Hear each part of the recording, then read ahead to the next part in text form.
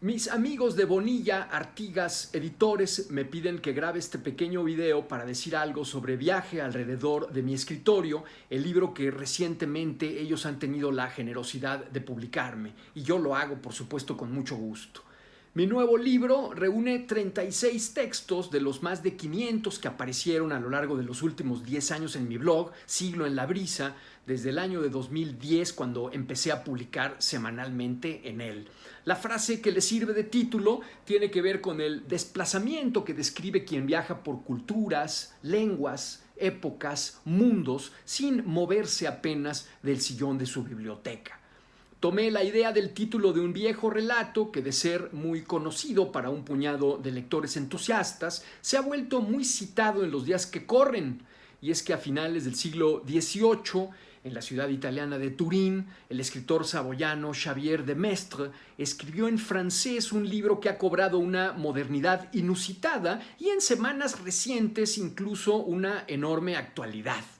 Como castigo por haber participado en un duelo, Maistre fue condenado a un arresto domiciliario de 42 días. Decidió entonces desplazarse por los ámbitos de su departamento y escribir sus peripecias y meditaciones en torno a ese viaje entre comillas. Su libro se titula, dependiendo del traductor, Viaje alrededor de mi cuarto o Viaje alrededor de mi habitación. En mi caso, he optado por viajar alrededor no de mi recámara y ni siquiera de mi biblioteca, sino de mi escritorio, para subrayar de ese modo el acto de escribir que hay en el centro de mi desplazamiento. La escritura es el motivo de mi viaje y asimismo el modo de transporte, el camino e incluso el punto de llegada. Durante la última década he renovado mi blog con una frecuencia semanal para dar cuenta de todo aquello que leo o descubro cuando ando de viaje, por todo aquello a lo que dedico mi trabajo y mis socios,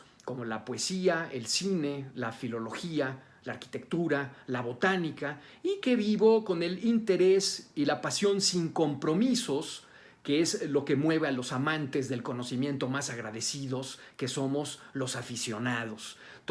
De todos esos temas he escogido 36 textos y ese es el material que, bueno, acompañado de las fotos con las que aparecieron originalmente en mi blog, con todo ello he armado Viaje alrededor de mi escritorio. El volumen se ha publicado gracias a la generosidad y los buenos oficios de Juan Bonilla, cabeza de Bonilla y Artigas, y también y en especial de nuestro amigo común Adolfo Castañón, quien me invitó originalmente a entregarles un libro. Adolfo dirige para la editorial de Juan la colección de títulos cervantinos Las Semanas del Jardín, y es a esa colección en la que hay títulos de autores como José Gaos, Alfonso Reyes o Rodolfo Usigli, que se suma ahora mi libro. Por las páginas de Viaje alrededor de mi escritorio circulan muchos de los temas y de los autores de los que me he ocupado a lo largo de los últimos 10 años, y por eso los lectores encontrarán, entre otras muchas cosas, el análisis de un soneto de Pablo Neruda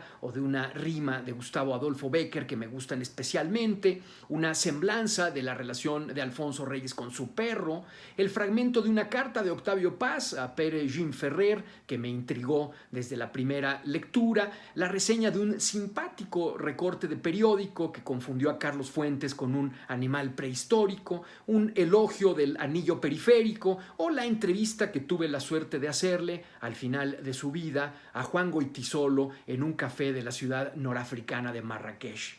El libro incluye también una disquisición sobre la palabra Barragán, que sirve de apellido al máximo arquitecto mexicano, y hasta una guía para reconocer las principales especies de árboles que viven en las calles de la Ciudad de México. Ustedes reconocerán el libro, que puede pedirse en línea por Amazon o a Gandhi, porque lleva en la portada una hoja de ginkgo biloba que recogí yo mismo antes de escribir sobre ella. Esa hoja, que pertenece a ese cuaderno botánico de mi propiedad, del que también se cuenta la historia en Viaje alrededor de mi escritorio, es el emblema de mi blog, y como tal es que lo hemos escogido para que cumpla esa misma función llena de significado para mí también en el libro editado por Bonilla y Artigas. Así que los invitamos, mis editores y yo, con enorme gusto, a que conozcan este libro.